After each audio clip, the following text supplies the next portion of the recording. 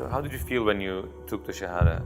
What was the reason that you felt the attraction to Islam? Islam has immense resources to offer to mankind. You saw it, so don't deny it, please. I was really reading it as, okay, this is a personal letter I received from God, you know? It was, okay, just wake up now.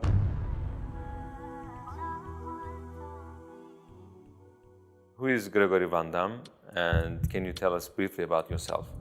So, assalamu alaikum, I'm really happy to be invited here. So my name is Gregory Van Dam. I was born in Brussels, Belgium. I was born in a non-religious family, which is very common in Belgium and I think in all the French-speaking world, because yes, my mother tongue is French. In Belgium we have 3 languages, as you probably know. So I grew up in Belgium. I was a very common Belgian child. I went to a Catholic border school. So even though my family was anti-religious, they thought that the best schools were owned by Catholics. Since I was 8 years old, I was in a border school, a very ancient abbey, in a very beautiful place where a Catholic saint is buried there. So that's practically it. Yeah. So you were trained in a Christian curriculum? Exactly. Basically, it was a very open-minded school. So we had all the classical courses, but for example, we didn't go to church every day, or even, I don't remember actually being at church a lot or things like this. We had, of course, 2 hours a week religion class. Also very open-minded because they know that Belgian people are secular and they do not practice religion anymore, so they don't come and teach them in a way that they expect them to be, you know, fellow Catholics. So yeah, it was a very, very open, like philosophical, ethical, as you said, spiritual kind of teaching. So what were you believing in those years? I think I wasn't believing in, you know, something transcendent from the basic human life. So I think I was quite a materialistic child, but yet I think the big quality of my education is that we were very open-minded. So my mother, for example, she used to have books at home about different cultures, you know. Even different religions? Yes, but they were interested in religions, but as cultural realities, like folk realities. Not as matter of thought and matter exactly of spirituality or philosophy, metaphysics, or even as worldview or philosophy of life. It was more like, okay, it's interesting, they do this, it's funny or it's beautiful, but we are not concerned about it. We are as we are, and we don't change at all. What was your perception of Islam before you became Muslim?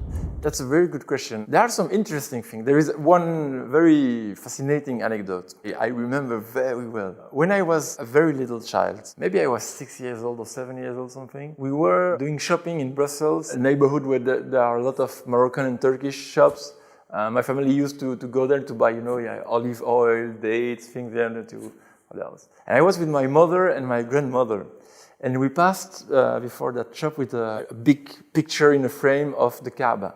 I really remember it. And I looked at it and I said, "Oh, mother, I want this for my room." Really, I remember. And my mother was, "Okay, no, you cannot have this because it's of their religion, their culture. If you enter and you ask them to buy it, it will be uncomfortable for us. So no, you cannot." I really remember very well that scene. So I had kind of attraction that comes from, I don't know where. For us in Europe, Muslim equal Arabs. We don't realize that, no, there are Turkish people, there are Persian people, there are African, Indonesian. So Muslim and the Arabs are the enemy, always kind of in the background. Some families of Europe, the imagery of the Crusades also present, not as a racist thing, just as a cultural thing, because we love, you know, chivalry, medieval, you know, these stories are very important stories for the European culture. But in these stories, the bad guy is the Arab, so yeah. What was the reason that you felt the attraction to Islam? As I said, I was curious about cultures, about ideas. And at my school, I met half Algerian, half Belgian family, totally secular. Weren't practicing Muslim at all. Very nice people. I met their daughter, we were friends, was getting along in their house. And at some point I just asked them, "Oh, you have a Quran there in French. That will be interesting for me. Can I borrow it just to read and to discover it? Because I never opened a Quran back there." So yeah, they said, "Oh, yeah, take it home." And that was a big shock. Yeah, I think since the very, very first moment I read the first words and I was, okay, this is something. It was the first time in my life that I read a text which wasn't about someone or something other than me. This text was talking to me. It was like I was, hearing the voice speaking in the book. So it was a very shocking experience. I remember very well kind of my state at the time. I was like, wow, because, I'm 15 years old, kid, doing skateboard and, with friends, and really not into that kind of thing. And that was, wow. That was said in this book was just plain evidence. Was, okay, just wake up now. Look around you. Don't you see? And I was, yes, that's true. That's how I really see the world, and that's how I should see the world, and that's how I should see myself as part of this world. So it was as though it was speaking directly to you. Allah Exactly. was speaking directly to you. Definitely. I was really reading it as, okay, this is a personal letter I received from God, and also, okay, that is God. I never thought about God that way. So that was for me also the big revolution. This is a universal message about truth. About a universal truth, actually. What happened afterwards? I opened myself to this Algerian family city. Like, oh, what's that book? It's incredible. I think I'm going to be Muslim. By just reading Quran? Yes, and without knowing any practicing Muslim ever. Basically, I was really convinced. So I had no Muslims around me. I didn't matter at all. Through the mother of the family, she got me a book about how to pray, the 5 pillars, or basic teachings of Islam. So for 3 years I was pupil in the boarding school and I was practicing Islam all by myself. How did your family or your friends react to this? My friends, they weren't understand the thing. They were skateboard kids, like punk rock young guys, and they were like, what are you doing there? What's that? They were laughing at me, but they were nice people, so they accept, okay, that's his thing now. But I think everybody, my friends, my family, everybody thought it's just a teenage whim thing. Yeah, whim, exactly. It will pass with time. But yet, what is unbearable for European minds is the rules. Why should you stop drinking alcohol? Why should you not eat pork? It's just meat. So what's the problem? What should you fast? It's not good for your health. For them, following rules, it's really what they always fought against and avoided, exactly. So why our son or our brother is imposing on himself those rules? They don't understand.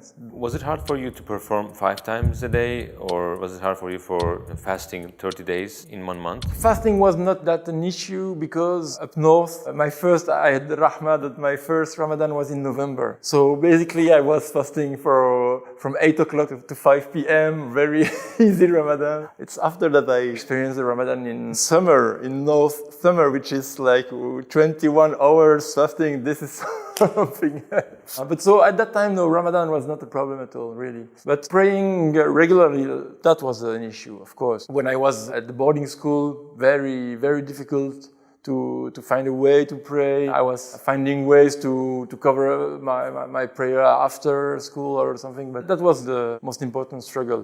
Did you preach the message of Islam to people around you, and did anybody become Muslim because of you? Actually, yes, several friends. I don't know if it's a strategy because it's unconscious, but usually I don't try to convince people. I myself, we talk about things, I give my point of view, but without, trying hard to convince them or, no, you have to accept this or no, not at all. It's kind of dialectic thing. We are talking, I say, okay, from my perspective, I see the world like this. It had incredible results. I have several friends who came and say, okay, I want to become Muslim. And I said, come on, are you serious?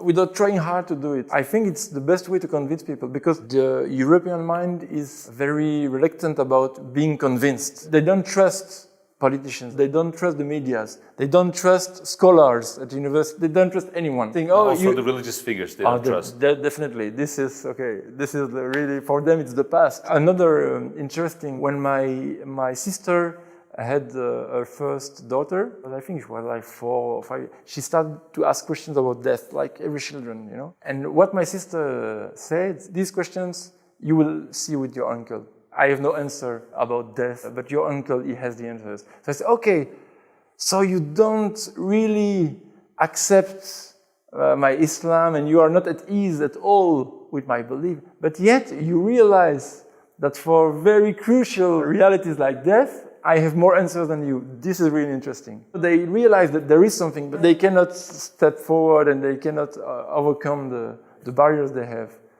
Do you think there is an increasing Islamophobia in Belgium or in the rest of Europe, and what should be done to prevent this? From my point of view, the answer is yes and no. Yes, because it's obvious in the medias, in some politicians. After 9/11, everything changed for the bad, and with the attacks in Europe, it just went crazy. Charlie Hebdo. Yeah, Charlie. And in Belgium, we had attack at the airport, in the subway. So it was, wow, very shocking things. So definitely, there is a sentiment of Islamophobia growing. Yet, I clearly saw in Belgium is that after the attacks, a lot of people wanted to know about Islam.